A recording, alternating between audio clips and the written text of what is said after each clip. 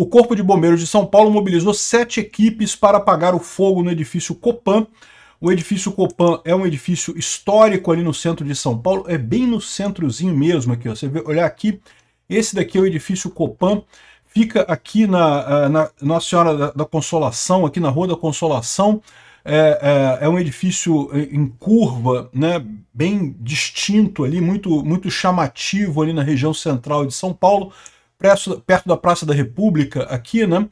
Enfim, e pegou fogo essa noite agora do dia 3 de outubro, uma fumaça muito grande, os moradores todos tiveram que evacuar, tá aqui imagens do edifício, aqui ó, dá para ver aqui um monte de carro de bombeiro aqui, e o edifício é bem alto, tá? Ele tem 22 andares, se não me engano, ou até mais do que isso, né? Parece que o incêndio foi no 22º andar, né? Ou seja, dá para ver que os carros de bombeiro aqui ó, não conseguiram nem chegar perto lá do incêndio, aqui não tinha nem escada para chegar nesse incêndio aqui, né? Felizmente parece que a coisa foi contida, os bombeiros devem ter entrado no sistema de combate a incêndio lá do prédio. Isso é um problema em prédios mais antigos, porque muitos prédios antigos não têm sistemas de combate a incêndio adequados, isso realmente é muito importante você ter, né? Mas conseguiram controlar o incêndio, né? Tem aqui mais imagens, aqui mostra as imagens tanto do incêndio ali embaixo, quanto dos bombeiros fazendo o controle, né? Ou seja, o que acontece ali, é lógico, eles não usaram a escada Magiro, não usaram os carros do bombeiro, mas usaram o próprio sistema anti-incêndio do edifício, né? Do próprio edifício. Todos os edifícios modernos têm sistemas de combate a incêndio, parece que foram várias unidades que acabaram pegando fogo ali, muita fumaça e coisa e tal. A escada Magiro, vocês podem ver, ela chega bem baixo, né? Não chega nem perto de conseguir fazer alguma coisa aqui em termos do incêndio, mas você tem os prédios já mais preparados para isso, né? Tá aqui, não há informação sobre vítimas, em princípio não teve nenhuma vítima. Neste momento que eu estou gravando o vídeo, são 9 horas e pouquinho aqui no Rio de Janeiro, em São Paulo também. Já foi controlado o incêndio, os bombeiros já falaram que controlaram o incêndio, então não teve nenhuma vítima, mas várias pessoas tiveram muita dor de cabeça. É sempre um susto isso. Eu já estive em um prédio que pegou fogo. É sempre um susto esse tipo de coisa, mesmo quando é um incêndio pequeno que só atinge algumas unidades no prédio, meu amigo, é um pavor que você sente, porque você tem que sair o mais rápido possível para preservar a sua vida, né? E aí ficam suas coisas todas no seu apartamento, e aí, né? Será que vai sobreviver ou vai acabar tudo, né? Enfim, é um pavor esse tipo de coisa, né? Sem contar com o pessoal mostrando aqui as escadas de incêndio que tem no prédio, que eu não sei se fazem parte do projeto original, mas é bastante complicado em prédios altos você descer essas escadas todas aqui, né? É realmente uma coisa bastante complexa, né? Muitos prédios antigos acabam tendo escadas que são colocadas depois, fora do projeto original, porque, né, houve uma época que não havia essa necessidade, mas evidentemente é importante você ter uma escada fora do prédio, escadas dentro do prédio, mesmo com porta corta-fogo e coisa e tal, você pode ter risco de não conseguir evacuar, né? Então essa é a situação aqui, é sempre uma dor de cabeça esse tipo de coisa, né? E o mais engraçado é que existem alguns prédios, eu também já participei de exercícios de incêndio, né? E é muito engraçado, quando é exercício de incêndio, todo mundo sabe que não está pegando fogo de verdade no prédio, né? Então as pessoas descem ordenadas, você tem que ficar do lado direito da escada e coisa e tal, todo mundo desce, é chato pra caralho, mas, né, esforço físico pra caramba.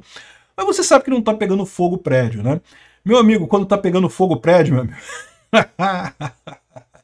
o instinto de sobrevivência do pessoal, cara, o nego não quer nem saber. Ah, que porra de andar na direita para deixar a esquerda para os bombeiros passar, meu amigo. Eu quero sobreviver. Eu quero sair desse troço, né? É uma confusão danada, mas eu concordo que é muito importante ter o treinamento, que pelo menos as pessoas já sabem o que esperar, né?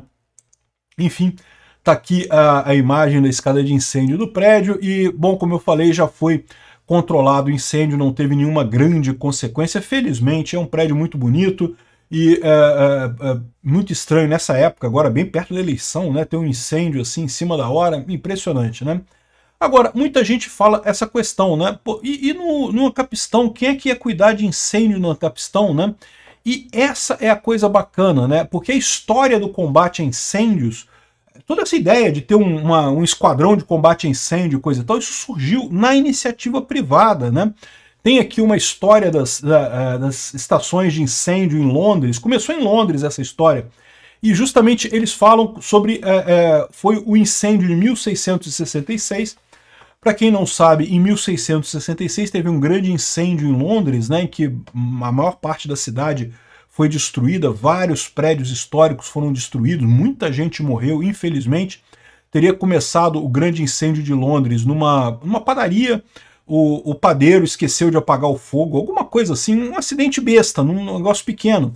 Mas como naquela época você não tinha grandes mecanismos de combate a incêndio, e os prédios eram todos um muito pertinho do outro e coisa e tal, o incêndio se alastrou pela cidade, as condições meteorológicas também geraram isso, né? Isso daqui é uma imagem lá de Londres na época do incêndio, realmente pegou fogo em uma enorme parte de Londres, muita gente rica, inclusive, acabou morrendo nesse incêndio.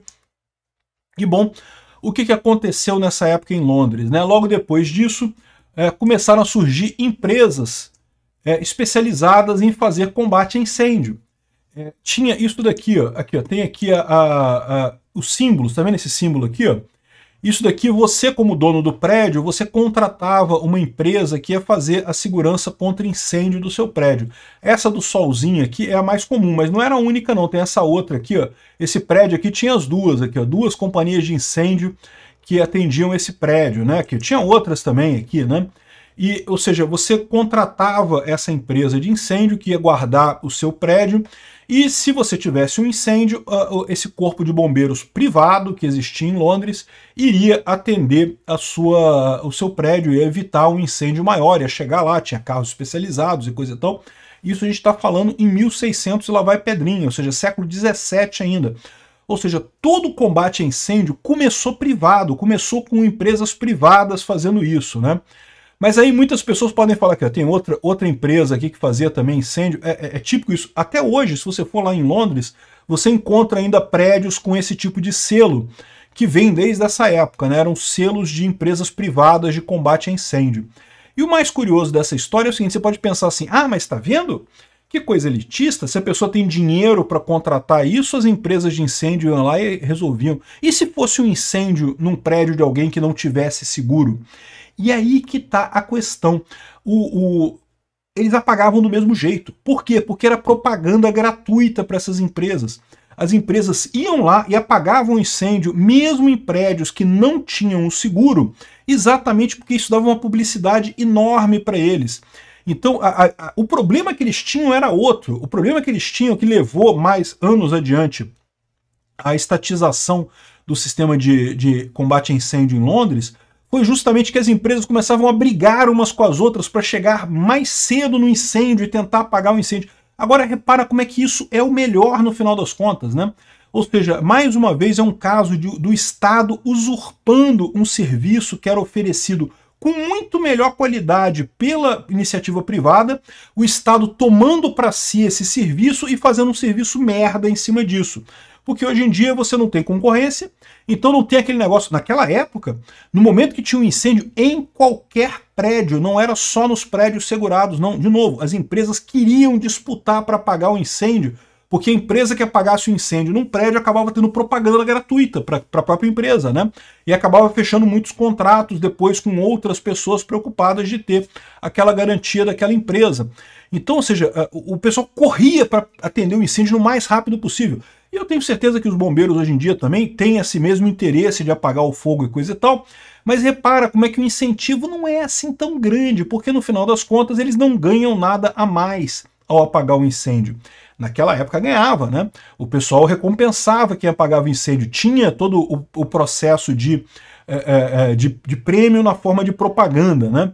Então, se você for em Londres e encontrar essas plaquinhas nos prédios lá, saiba que é isso. Eram sistemas de segurança privados de incêndio que duraram vários séculos, né? Só no século XVIII que foi estatizado o sistema de combate a incêndio lá em Londres, né?